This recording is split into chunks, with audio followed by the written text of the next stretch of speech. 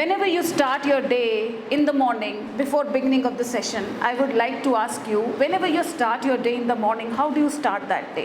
अच्छा, मेरे चेहरे से क्या लग रहा है? मैं थकी हुई हूँ। तुम्हें पता है मैं 4 बजे से उठी हुई हूँ। 6 बजे तो हम गाड़ी में बैठ गए थे, मनीष घर के बाहर खड़े थे मेरे। मैंने कहा मनीष 15 मिनट और दो, मैं नहा के अभी आई हूँ। And he said no ma'am, get ready for that. So your energy and how do you look in the morning and how do you persist that look till the evening or end of the day makes you entirely different from other people. Keep this thing in your mind. आज हम बात करेंगे strategies, like whatever we have planned, we must have planned that thing with some objective in our mind, and the objective is the learning outcomes. Why we are here in the school? We are here for the students. And why we are here for the students? To make them future productive citizens. Method को भी इसमें डाल रहे हैं। चलिए लिख लेते हैं, क्योंकि आगे बहुत कुछ डिस्कस करना है इसमें। और आप लोगों में से किसी को सिलाई कढ़ाई बुनाई बहुत अच्छी आ सकती है, कोई खेलता बहुत अच्छा होगा, कोई फुटबॉल खेलता होगा, कोई टेनिस क्या सब लोगों में एक ही जैसा क्वालिटी है? क्या सबको एक सब्जेक्ट पढ़ाने को दे रखा है कि एक टाइम पे सभी क्लासेस में सोशल स्टडीज़ पढ़ाई जाएगी, एक ही टीचर पढ़ाएगी, वही टीचर नेक्स्ट पीरियड में साइंस भी आप नहीं पढ़ा सकते एक साथ सारे सब्जेक्ट्स। आपके लिए स्पेशलाइज्ड सब्जेक्ट्स रखे गए। एक बच्चे को भी पता होना चाहिए उसकी स्ट्रेंथ क्या है, उसकी वीकनेस क्या है। मैडम ये घर में बोल बोल के अरे आपको तकलीफ़ क्या हो रही है, इससे तकलीफ़ क्या हो रही है, मुझे ये तो बताएं। वो बच्चे का अपना टेक्निक है। क्यों ग्रो नहीं करने देना चाहते हम बच्चे को उस तरीके से? आजकल वो मेरा बेटा भी तैयारी कर रहा है ना साइंस की, तो वो मैं उसको देखती हूँ कि वो जो उनका आपका टेबल आता है, वो कौन सा टेबल आता है, उस पीरियोडिक टेबल को इतने टफ उसके अंदर एलिमेंट्स लिखें, वो गाना गा के याद करता है उनको। एक दिन तो मैं ना उठ के गई कि बेटा तू पढ़ ही रहा है कि गाने गा रहा है? देन वहाँ रुक के खड़ी रही ना उसके कमरे के बाद, देन आई रियलाइज कि this is the technique that he is using. Now let us understand किस तरह की strategies we can adopt। बड़ी सिंपल है, आप ही जवाब दें अब इसका। What is this? आप बताएंगे? तो first one, which is your subject? Dance. So आप तो बहुत ही अच्छे से बता सकती हैं, मैंने बिल्कुल सही चुना है। आप खड़े खड़े कह सकती हैं कि भरतनाट्यम करके बताएं। I am also a classical dancer. I am a Kathak dancer. Yeah, I am a Kathak dancer, so that's why I can relate with you। आपको कथक सिखाना है। कथक कैसे सिखाना शुरू करती हैं आप? अच्छा, कितने रस हैं आपके?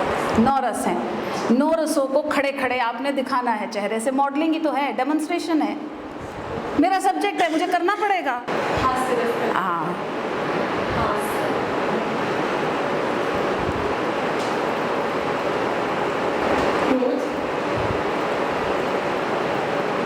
हर वक्त जो है मिस्टेक ही नहीं ढूंढनी है। एक तरीका और हो सकता है जिससे बच्चे को बुरा लगना बंद हो जाए कि मेरी मिस्टेक निकालती है टीचर। बच्चे घर जाके बोल देते हैं ना, मैम को पता नहीं मुझसे क्या एलर्जी है। Why don't you do one thing?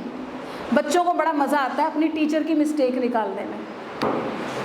आता है, बड़ा अच्छा फील करते हैं, हमें सब कुछ आ गया, आज तो हमने मैडम की मिस्टेक निकाली है। नोइंगली एक ऐसा सेंटेंस लिखिए जिसमें एक वर्ड क्या डाल देंगे हम? रॉन्ग डाल दें। स्पेलिंग के हिसाब से रॉन्ग डाल दीजिए, ग्रामर के हिसाब से रॉन्ग डाल दीजिए, और बार बार पूछिए बच्चों से, इज इट करेक्ट? पहली बात तो आप ऐसी मिस्टेक कीजिए जिसको पूरी क्लास कह सके ma'am you are writing wrong. जैसे कोई वर्ड ऐसा लिख दीजिए जिसमें एक कोई अल्फ़ाबेट या तो हटा दीजिए या ऐड कर दीजिए, और यहाँ से बच्चों को ये पता लगना शुरू हो जाएगा कि it is normal to do mistakes, and it is really normal if a teacher identifies your mistake। ये होते हैं हर क्लास में। जितनी भी स्ट्रेंथ है हम उसको 100% स्ट्रेंथ मान के चलते हैं। 10% होता है ये हर क्लास में, और जो बिलो एवरेज है ये भी 10% ही है, इससे ज़्यादा नहीं है। करके देख लो, 1-आधा% ऊपर नीचे होगा। मैक्सिमम क्या है?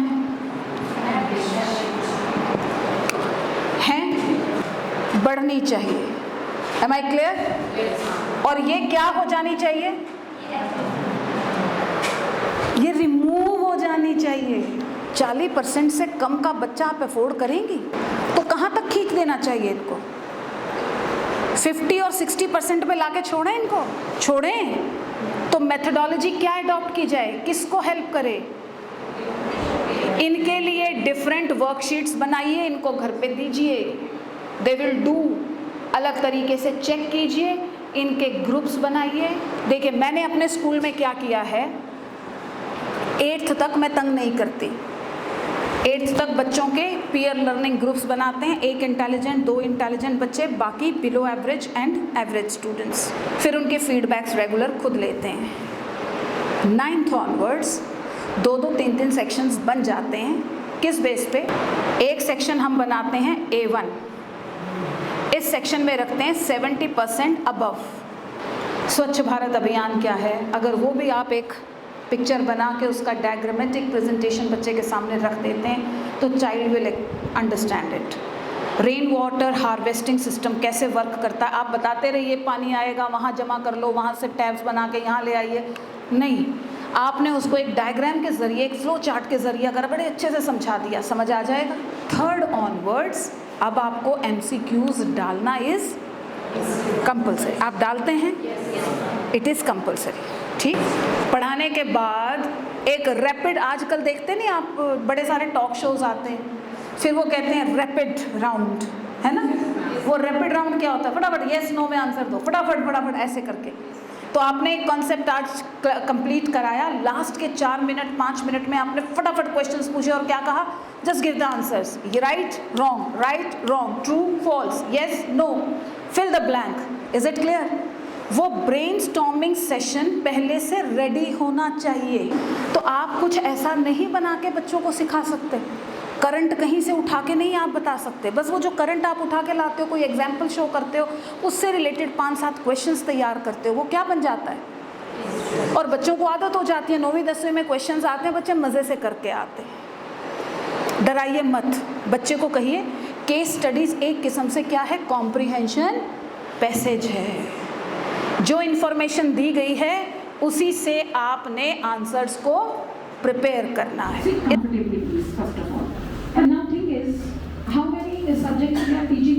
सो आपने अपने अलमीरा में, अपने वार्डरोब में इतने कॉलम्स बनाने हैं जितने आपके सब्जेक्ट्स हैं, फिर आपने उनको प्लेस करना है, number 1, number 2, number 3, number 4, number 5। Designing कैसे करनी है ये आप देखिए, and I am going to give you 10 minutes.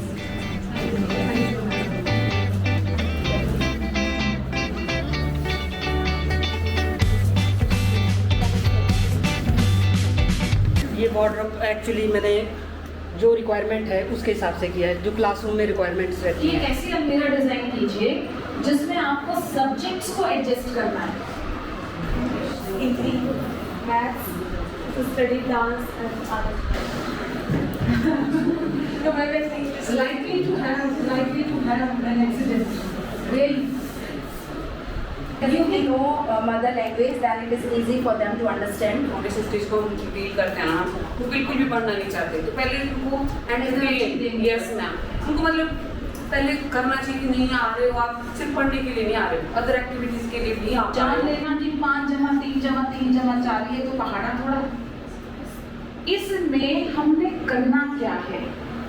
क्योंकि न्यू एजुकेशन पॉलिसी को जब इंट्रोड्यूस किया गया, साथ ही क्या आ गया? कोविड आ गया। I am not interacting with the parents all the time because schools are closed, virtual classes are going on. Why not to give time to read and understand the concepts of new education policy? So मोटा सिर्फ subjects के बारे में बताऊंगी आज कि किन subjects को हमने इम्पोर्टेंस देना है। पहले नंबर पे कौन सा रखना है? Art integration. क्या कहा जा रहा है? तो सबसे पहले आपके वार्डरोब में क्या होना चाहिए था? कौन सा सब्जेक्ट होना चाहिए? जितने सब्जेक्ट्स पढ़ाने हैं सबको आर्ट इंटीग्रेटेड करके पढ़ाने हैं। It is compulsory to have 1 period of sports for every class daily. जब आप यहाँ आ गए तो उसके बाद तीसरा कौन सा कॉन्सेप्ट शुरू होता है? लैंग्वेजेस, ये आपका एनडीपी है, ये निचोड़ है।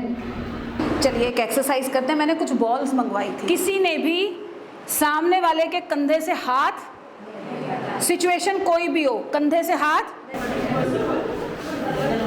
जिसने ये बॉल, सुनिए मेरी बात, तक पहुंच गई, आप मान लीजिए ना टीम बन गई। यस, अब आपको देखो करते करते पता लग रहा है उसकी ये वाली कमी है। बता रहे हो ना, बता रहे हो ना, ये देखो खुद एक दूसरे को आप लोग बता रहे हो, ऐसे कर रहे, ऐसे कर रहे। हाँ शाबाश, वंडरफुल वंडरफुल। हाथ उठाओ, हाथ उठाओ, उठाओ, उठाओ।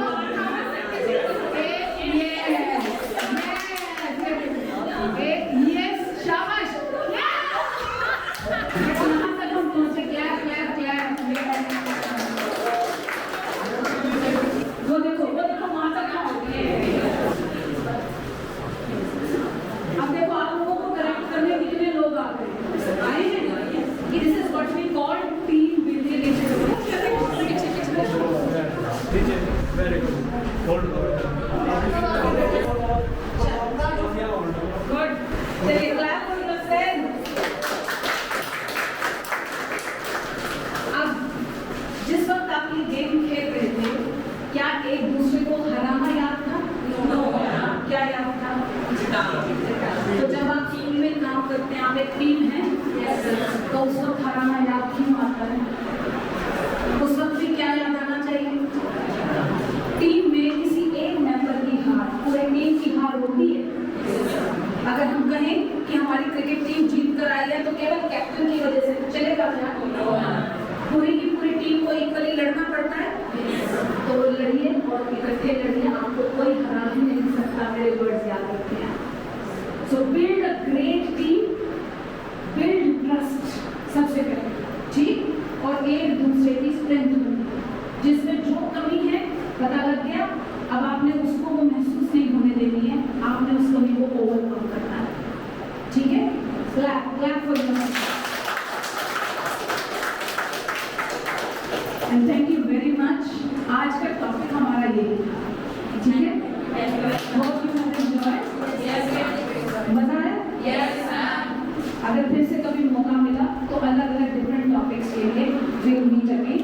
And on behalf of Rohan book company, I would definitely thank the team of the School and of the institution for giving this opportunity